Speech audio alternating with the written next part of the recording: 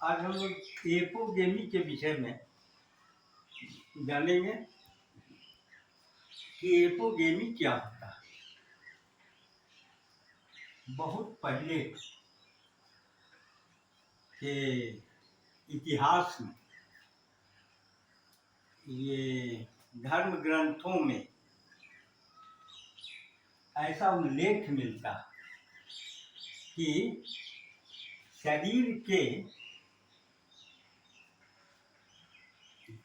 शरीर की गंदगी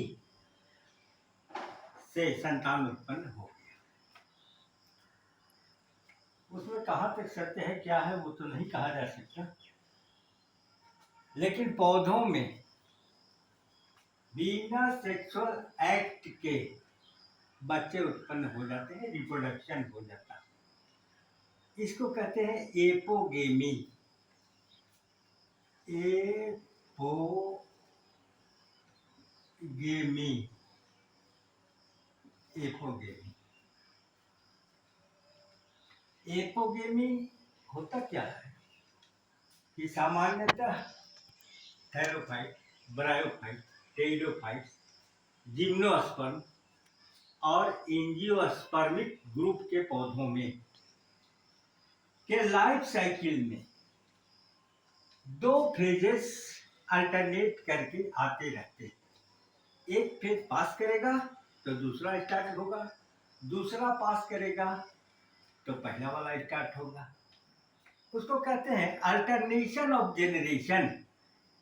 एक जनरेशन स्पोरोफाइट होगा जिसमें नंबर ऑफ क्रोमोसोम्स सेल्स में 2x होंगे, डिप्लॉइड होंगे, और एक फेज जिसको गैमीटोफाइट कहते हैं, उस गैमीटोफाइट में नंबर ऑफ क्रोमोसोम x होगा, हैप्लोइड होगा, क्योंकि मियोसिस वहाँ होता है।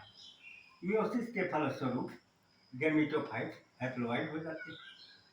ये तो नॉर्मल प्रोसेस है, लेकिन कुछ एक्सेप्शंस हैं। जैसे टेरिडोफाइटा के कुछ फल्स हायर टेरिडोफाइट्स, टेरिस वगैरह, चिलेंसिस वगैरह, या फिर लाइकोपोडियम में देखा जाता है कि बिना गैमेटिक यूनियन के ही गैमीटोफिटिक प्रोथैलस जो प्लांट बॉडी है उससे स्पोरोफाइट डेवलप कर जाता है।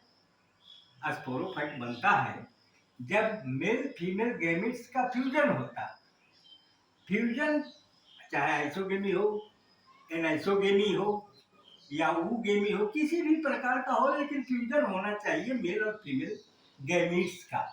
उसके बाद डिप्लॉइड फेज बनता है, एम्ब्रियो जाइगोट बनता है, उसके बाद एम्ब्रियो बनता है, एम्ब्रियो से पूरा सीड बन जाता है, फिर सीड से पूरा पौधा बन जाता है, डेवलप करता है। वो स्पोरोफाइटिक फेज हुआ। लेकिन गैमीटोफिटिक फेज के फ्यूजन के बाद वो होता है। यहाँ क्या है, एपोगेमी में कुछ टेरिडोफाइटिक प्लांट्स में देखा जाता है कि वहाँ गैमीटोफिटिक गैमीट्स का फ्यूजन वहाँ होता ही नहीं। वहाँ डायरेक्टली गैमीटोफाइट के जो वेजिटेटिव सेल्स हैं, गैमीटोफाइट के जो बॉडी सेल्स हैं, उनसे उत्पन्न हो जाता है automatically self sporophytic structure. Sporophytic plant भी हम कह सकते हैं उसको। और उसमें नंबर ऑफ क्रोमोसोम जो गैमीटोफाइटिक में होता है वही स्पोरोफाइटिक में होता है। वहाँ भी 2x, गैमीटोफाइट में भी 2x, diploid number of chromosome. Apogamy Winkler थे, विंकलर 1908 में विंकलर ने 1908 में स्टडी किया और उसने बताया कि apogamy is the formation of sporophyte without the act of gametic union, without the fertilization of gametes, the development of a sporophyte from the vegetative cells of the body of a gametophytic prothallus plant, gametophytic plant of Dudia caudata और टेक्टोरिया species.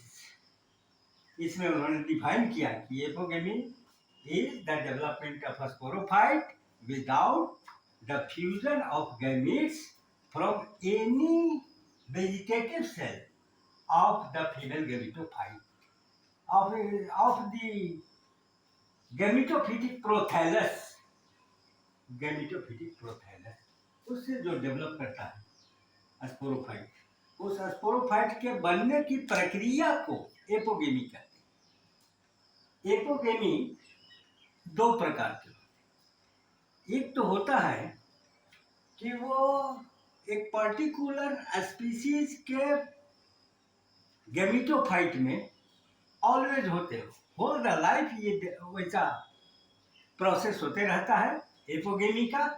जैसे terrace है कि ये must टेरिडोफाइटिक plant है, terrace, उसमें मिलेगा ये always whole the life में। और इस प्रकार के एपोगेमी को कहते हैं ऑब्लिगेट एपोगेमी, ऑब्लिगेट एपोगेमी। और कुछ जैसे लाइकोपोडियम वगैरह में या चिलेंथिस में ये देखा जाता है कि उनमें स्पोरोफाइट का प्रोडक्शन गैमेटिक फ्यूजन के बाद भी होता है और समय मिलने पर जब शॉर्टेज ऑफ वाटर होता है तो एपोगेमी के द्वारा भी स्पोरोफाइट बन जाते हैं। इसको कहते हैं फैकल्टेटिव एपोगेमी, फैकल्टेटिव एपोगेमी। अब हम लोग देखेंगे कि एपोगेमी से एपोगेमस जो प्लांट होते हैं, स्पोरोफाइट जो होते हैं, उनमें क्या फीचर होता है। आखिर वो गैमेटोफाइट से डायरेक्टली जो स्पोरोफाइट बन जाते हैं बिना फ्यूजन के, गैमेट्स के, बिना फर्टिलाइजेशन के, उनकी विशेषताएं कुछ होती हैं। उनकी पहली विशेषता है कि वो जो स्पोरोफाइटिक स्ट्रक्चर डेवलप करता है वो गैमेटोफाइट के नोच पर कुछ उभार होते हैं, कुछ प्रोजेक्शंस होते हैं, एक दो सेल्स इनिशियल का काम करते हैं नोच के अपेक्स पर, और वो बाद में माइटोटिकली डिवाइड करके स्पोरोफाइट का निर्माण कर देते हैं। नोचेस में होते हैं गैमेटोफाइट से स्पोरोफाइट। ये जो नोच है, ये प्रोथैलस है, प्रोथैलस का नोच, यही नोच से डेवलप कर जाते हैं स्पोरोफाइट। दूसरी इनकी विशेषता है कि लाइकोपोडियम वगैरह में देखा गया है कि वहाँ जो सिलिंड्रिकल ब्रांचेस हैं इनके एपेक्स पर बार बार माइटोसिस हो जाता है और ये एक स्पोरोफाइट का निर्माण कर देता है। ये सिलिंड्रिकल ब्रांचेस के एपेक्स पर या गैमेटोफाइटिक प्लांट के प्रोथैलस जिसको कहते हैं, इसके नोच पर कॉर्डेसेप्ट नोच पर ये उत्पन्न होते हैं। दूसरी विशेषता इनकी है एपोगेमस प्लांट के कि वो सर्टेन नहीं होते। ऐसा नहीं कि गैमेटोफाइट के किसी भी वेजिटेटिव सेल में एक बाय एक हो जाता हो, ऐसा नहीं। वो स्लो प्रोसेस है, स्लो प्रोसेस है। वहीं से वो डिप्लोइडाइजेशन शुरू होता है और स्पोरोफाइट का निर्माण हो जाता है। जैसे डूडिया काउडेटा में आप देख रही हैं स्पोरोफाइट का निर्माण हो गया। ये एक स्लो प्रोसेस है, बहुत जल्दी नहीं, बहुत धीरे धीरे होता है। तीसरी विशेषता है कि ट्रैकिड्स, ये जो नोचेस है, नोच जो धसाव है इस प्रोथैलस के स्ट्रक्चर में, इस नोच के बैक साइड में ट्रैकिड्स अपीयर हो जाते हैं। ट्रैकिड्स, ये ट्रैकिड्स ये अपीयर हो जाते हैं एपोगेमस स्ट्रक्चर में, एपोगेमिकली डेवलप्ड प्लांट में के। उसके बाद देखा जाता है जैसे चिरेंसिस वगैरह में कि जो एपोगेमस स्ट्रक्चर है उसके सेल में जो क्लोरोप्लास्ट होगा, इनके सेल्स में जो क्लोरोप्लास्ट होंगे ये रिलेटिवली स्मॉल होते हैं, छोटे आकार के होते हैं। वो जो नॉर्मल गैमेटो फाइट का जो सेल है उसमें जो क्लोरोप्लास्ट है उसकी तुलना में जो एपोगेमस सेल्स यहाँ बन रहे हैं स्पोरोफाइट के, उनके सेल्स में क्लोरोप्लास्ट का साइज बहुत छोटा हो जाता है, वेरी स्मॉल साइज। और नेक्स्ट फिर कैरेक्टर देखा जाता है कि ये जो फीमेल ये जो गैमेटोफाइटिक प्रोथैलस है, प्लांट है, इससे कभी कभी embryo sac, spore sac type का स्ट्रक्चर बन जाता है, कभी कभी वो एम्ब्रियो टाइप का स्ट्रक्चर बन जाता है, एम्ब्रियो जैसा वो बिहेवियर करने लगेगा स्पोरोफाइट। ये इनकी विशेषता है कि एम्ब्रियो जैसा डेवलप कर जाते हैं और उनमें रूट स्टेम और लीफ भी डेवलप कर जाता है। इसमें एम्ब्रियो में रूट स्टेम लीफ सब, ये तो पूरा ग्रीन पोर्शन है, पूरा ग्रीन पोर्शन, पूरा ग्रीन पोर्शन है, क्लोरोफिलस रीजन है ये पूरा क्लोरोफिल, ये क्लोरोफिलस। अब हम लोग देखेंगे कि ये एपोगेमी जो है ये नॉर्मली तो होता, हम लोग समझ गए कि गैमेटोफाइट के नॉच के सेल्स या सिलिंड्रिकल ब्रांचेस के अपेक्स के सेल्स माइटोसिस द्वारा डिवाइड करके वो स्ट्रक्चर बनाते हैं जो स्पोर सैक जैसा हो सकता है या एम्ब्रियो जैसा भी स्ट्रक्चर। ये जो एम्ब्रियो बनते हैं एपोगेमसली, इन एम्ब्रियोज के सेल्स में 2x डिप्लॉइड क्रोमोसोम्स होते हैं और ये एम्ब्रियो जो फर्टिलाइजेशन के बाद नॉर्मल बिहेवियर से, नॉर्मल प्रोसेस से जो डेवलप करते हैं एम्ब्रियो, वैसा ही ये भी होता है एपोगेमस एम्ब्रियो। यहाँ भी रूट स्टेम लीफ का डेवलपमेंट हो जाता है। उसके बाद ये देखा जाता है कि आखिर इसको आर्टिफिशियली कुछ किया जा सकता है कि नहीं। उसको कहते हैं artificial induction, artificial induction, artificial induction of apogamy, artificial induction. Apogamy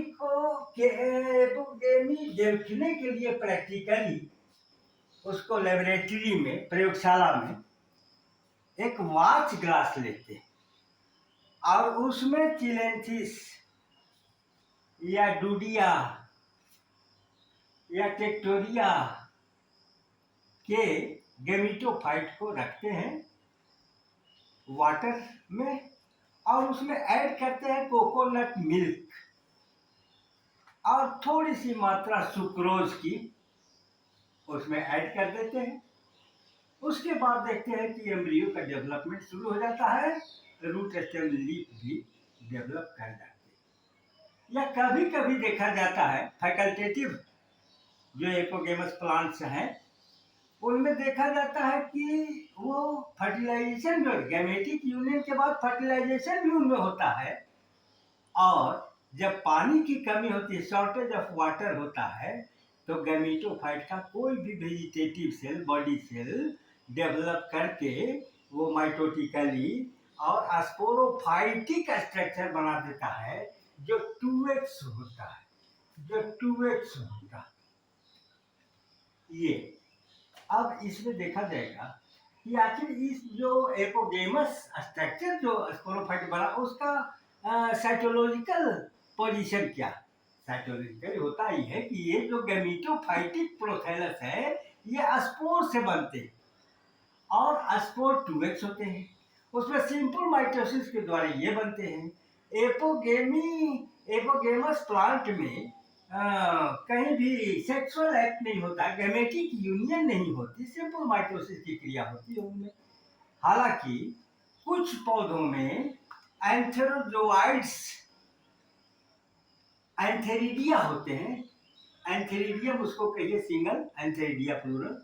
antheridium जैसा स्ट्रक्चर यहाँ पर होता है एंथेरिडियम, और उसी में एंथेरोजोइड्स प्रोड्यूस होते हैं जो ट्रैवल करते हैं वाटर फिल्म के ऊपर। लेकिन आर्चिगोनिया फीमेल सेक्स ऑर्गन नहीं होता, अब अगर होता है तो नॉन फंक्शनल होता है। इसलिए यहाँ सेक्सुअल गैमेटिक यूनियन की बात जो है वो नहीं होती। इसका साइकोलॉजिकल एविडेंस यही है। और टोटल जो स्पोरोफाइट डेवलप करते हैं वो 2x माइटोसिस के द्वारा ही डेवलप करते हैं। ये एपोगेमी की विशेषता। Thank you.